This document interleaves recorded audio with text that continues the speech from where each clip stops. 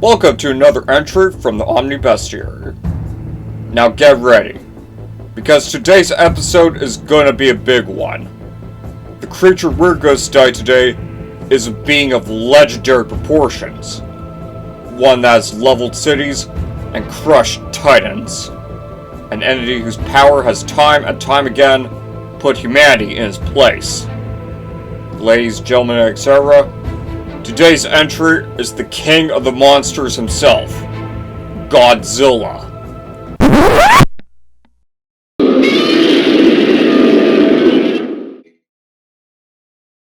Odd? I feel like I'm being bombarded by an infuriated aura. Oh well.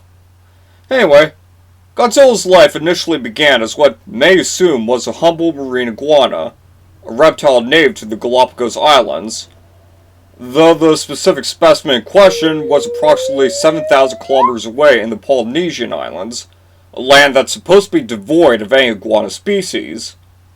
Invasive species? Runaway pet? No one knows how it got there.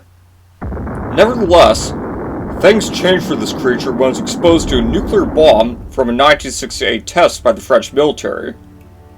Miraculously, this iguana not only survived the blast, the radiation exposure caused a drastic mutation that altered his size and form. When he emerged from the ocean years later in 1998, humanity bore witness to Godzilla, a massive 55-meter tall, 90-meter long beast, whose anatomy and locomotion greatly resembles that of theropod dinosaurs, like the T-Rex and Velociraptor. This mutation also morphed his back spikes into a pronounced set of scutes. They were originally intended to serve as a defense against predators or as a way to attract mates, though I'm highly doubtful either function is still relevant here. In addition, he gained a series of armaments, which, besides his sharpened claws and teeth, includes the atomic breath, where he breathes a flammable gas on his prey and ignites it. Hold on, that doesn't sound atomic at all, what the heck? Godzilla did retain one aspect of his former lineage, though, his ability to swim underwater, during which the marine iguana can hold its breath for up to an hour, which comes in handy when they need to dive in to find food. Humanity got to see the side effects of their reckless handling of nuclear power firsthand when Godzilla beached in New York City. Obviously, the United States government wasn't too keen on having a kaiju clog up traffic and tip over a couple buildings, so they sent the military to subdue him. However, that proved to be a difficult task, since, despite being a giant monster in the middle of one of the largest cities in the world, he managed to evade them, by regulating his body temperature to evade thermal sensors, by running at speeds that are speculated to exceed 320 kilometers per hour or 200 miles per hour, and by burrowing underground, right through NYC's concrete roads and infrastructure. When they did manage to fight Godzilla, their gunfire tanks proved relatively ineffective against what are presumably his extra durable osteoderms, a natural bony armor found in certain reptiles. Though Godzilla was not too keen on prolonged encounters, so he quickly fled after smacking them around for a bit. Because if there's one thing I can say with absolute confidence, it's that Godzilla's a coward. Despite being faced with what appears to be an unstoppable foe, the army continued to try to take him down. One of their strategies to lure him out was to put raw fish in the middle of the street.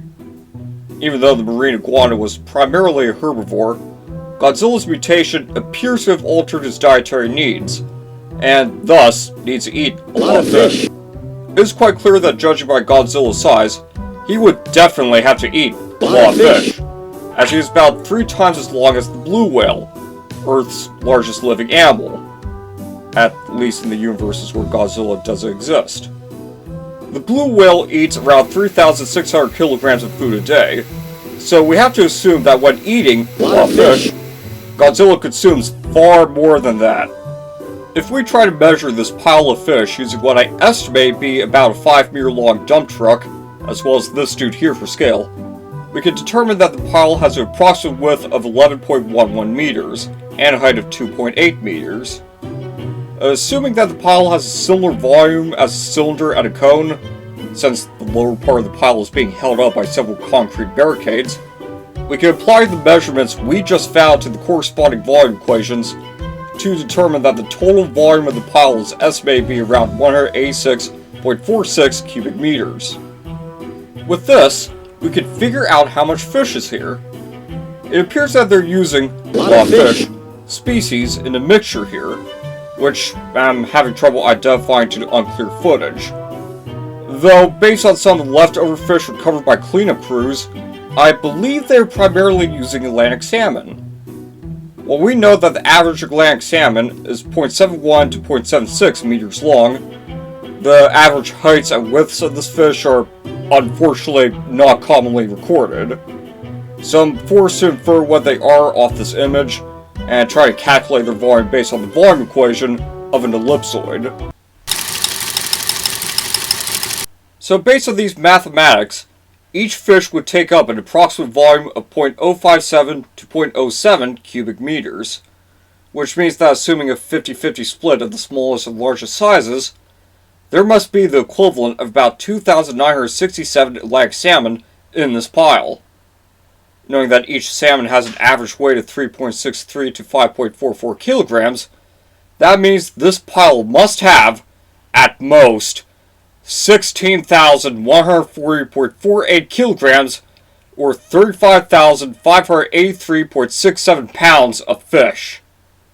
So, although it doesn't give us a clear image of Godzilla's dietary needs, that pile is nevertheless sure to provide him with a hearty meal, and it is most definitely a lot of fish. Although the fish succeeded in drawing out Godzilla, the army was unable to take him down, and he once again escaped. Godzilla proved to be a very intelligent creature, as he caught on to their plan, and subsequent attempts to lure him out failed. With his raw power and cunning, trying to defeat Godzilla grew into an absolute nightmare for the military, one that they would discover was about to become a whole lot worse. You see, while searching for his nest, they discovered that the king of the monsters was laying an overabundance of eggs. Wait, Godzilla's gender fluid? Nah, I jest. Although things like homosexual or transsexual behaviors have been reported in non-human animals, I've unfortunately found no concrete evidence indicating that they're cognizant of their gender identity. Can't really ask them what they identify as.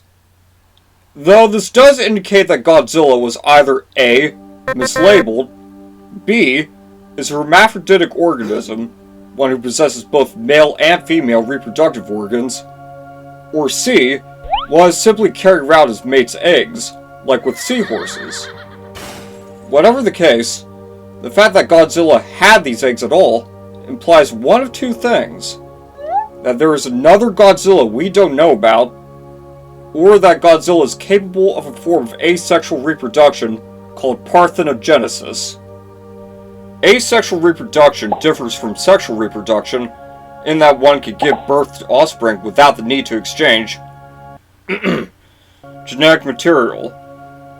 Different animals are able to perform different mechanisms of asexual reproduction, like with how hydra spawn buds that eventually detach from the host body, or how planarians split into multiple organisms while recovering from a bifurcation. Whether it be a natural occurrence or a random genetic error, parthenogenesis is a form of asexual reproduction that was reported to occur in many different species, from insects to birds to sharks. Wait, what? But the specific forms of parthenogenesis that are most relevant to today's discussion are the kinds found in several reptile species, like Komodo dragons, as well as certain geckos and snakes. The process varies depending on the species, but regardless, it is tied to a cellular process called meiosis. Meiosis is a type of cellular division that produces gametes, the sex cells exchanged in sexual reproduction. The typical process involves what is known as a germ cell splitting into 4 gametes.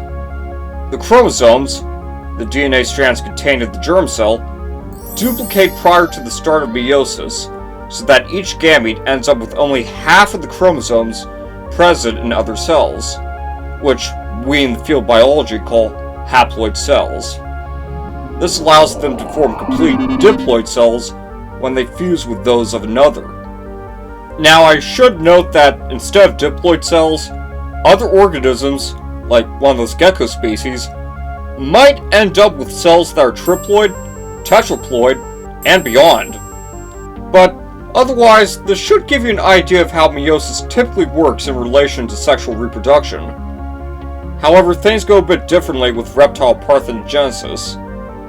In some reptiles, meiosis can produce gametes with a diploid chromosome count instead of a haploid one, which can develop into a clone of the mother. In others, a haploid byproduct of female gamete development called the polar body might end up fusing with her own egg cell, which pretty much means that the mother essentially impregnated herself.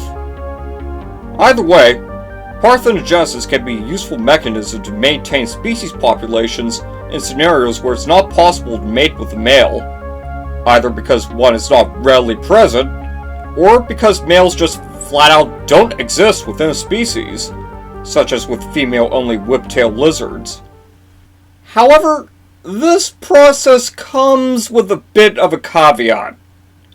Males born through parthenogenesis tend to be sterile. The specifics again varies with the species, but parthenogenic born males tend to end up with unstable or incompatible gametes, and are thus incapable of performing sexual reproduction. This information is rather interesting to note here, because tests performed on one of Godzilla's offspring reported that he was incapable of reproducing as well. Godzilla's egg clutch certainly complicated things for the military, and especially after they all hatched. However, the army eventually got the upper hand when they called in a squadron of fighter jets, which bombarded both Godzilla and his offspring with missiles until they were finally killed off. Aha! You see? Military armaments will always take down kaijus. I don't know why everyone laughs me off when I say that. Yes. Well, as a zoologist, I'm relieved that this unnatural creature warped by nuclear radiation has been removed from the ecosystem. Yet, I must admit that I do feel a sense of sorrow over seeing the loss of this animal. Yes, it did cause massive chaos, but it was just simply following its natural instincts. It had no malicious intent toward humanity. But I suppose it doesn't really matter now. For Godzilla's story had come to an end.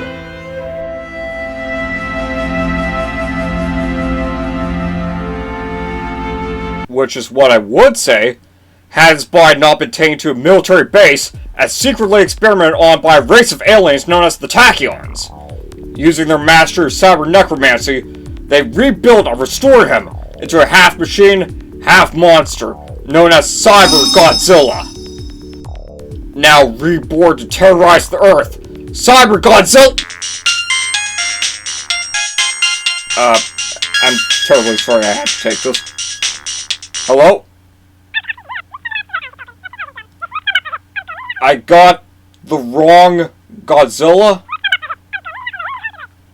It's just Zilla? No one cares about this one? Okay, thank you.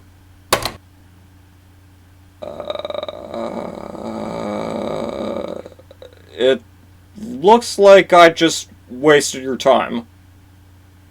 Have a nice day.